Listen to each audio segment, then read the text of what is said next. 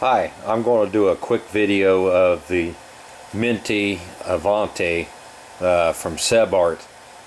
There's a lot of build videos on here, but most of the people never talk about some of the critical dimensions that I had to figure out on my own based on a friend's build. But one of the things I want to show you is when you build this airplane and you buy the pipe that SebArt sells, they really don't give you any dimensions on where the pipe's supposed to be as far as the bell mouth to the bulkhead. But as you can see here with the little King Tech, this is the Generation 3 King Tech, by the way, it's real small. It's 20 millimeters from the end of the bell mouth to that bulkhead. And the real critical dimension is from the bell mouth to the engine, that's about 12 millimeters. And another thing that you got to take in consideration when you build an airplane like this that only has a single walled pipe especially is, and it's critical on all jet builds, that the center of the exhaust of the turbine is dead center of the pipe. You can't be high, low, left or right. You've got to be dead on center. So that's another critical thing that you got to do when you look up the tailpipe of the pipe with a flashlight. You got to make sure that the engine is dead center of the pipe. Also, the little King Tech Generation 3 engine goes right in here. As you can see, I made some wood standoffs, but I'm currently still using the factory stock blind nuts that they have into the engine mounts for the electric ducted fan. Also on my build, nobody really talks about it either, is where you place the batteries and things for a correct CG. Well, this is the pipe and the new gas tank that they came out with, and it's kind of clear. It's a little different than the Dubrow or Sullivan style. But anyway, my battery for the ECU ended up being up front. My battery for the receiver to get the CG at 145 millimeters back from the leading edge of the wing, you can't see it, but it's tucked under the that tube there that the wires go through for the elevator and the horizontal. There's a 2000, well, I'll show you what one looks like. It's a little 2000 milliamp smart battery, 2-cell LiPo that they're currently using now at Horizon Hobby.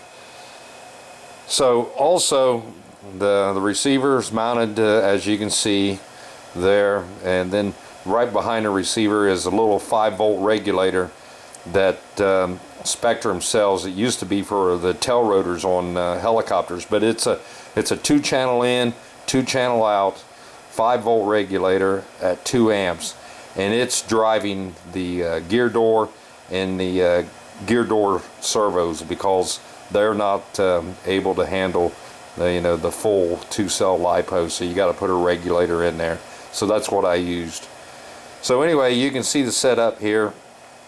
Now, one of the things you'll notice different in this kit, and I'm not real fond of, is I like the carbon fiber up around the nose gear and the landing gear. That all makes a lot of sense, especially the wing tube area and stuff, but I'm not a real fan of carbon fiber battery trays and radio trays. For one thing, as we all know, carbon fiber can block the signal from 2.4. So I mounted a remote receiver for Spectrum up here in the nose, and then I've got another remote receiver back here by the turbine.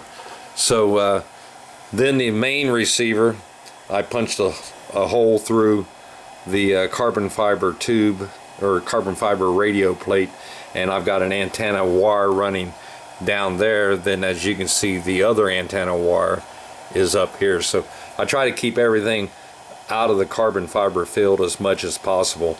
That's just a good ideal no matter what brand of radio that you're running. But anyway, I just wanted to talk about a few critical dimensions that I never could find any information on this airplane. But just remember, the bell mouth to the engine, that's a critical dimension, depending on the engine that you use, but with the little King Tech, about 12 millimeters outside the edge of the bell mouth works out real well. It runs real cool. I haven't had any issues with it at all. And you know, it's about 20 millimeters back, the bell mouth from the back bulkhead, and you got to make your own little brackets. They do send you some brackets with the new tailpipe if you buy it from SebArt, but the brackets they send you are completely useless. So just bend you up some brass flat stalk and make your brackets.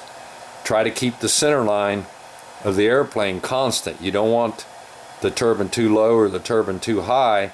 As you can see, the starter hits dead center of the fuel tank, and if you measure that all the way up, it's dead center of the nose of the airplane. So there's a little bit of a spacer underneath the mount of the turbine to keep everything on the center line. So that's about all I got. Just wanted to show you my installation and some of the things that I had to go through to get the CG to come out right in this airplane.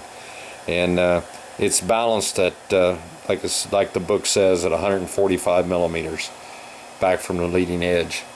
So hope this is helpful to somebody that might be looking to build one of these. Thank you for watching.